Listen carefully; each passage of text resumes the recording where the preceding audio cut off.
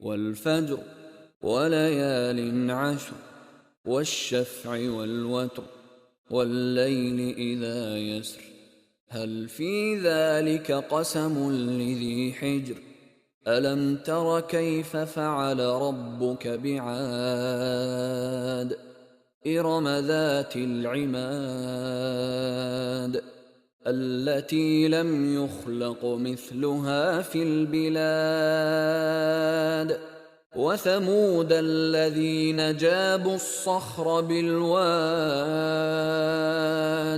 وفرعون ذي الأوتاد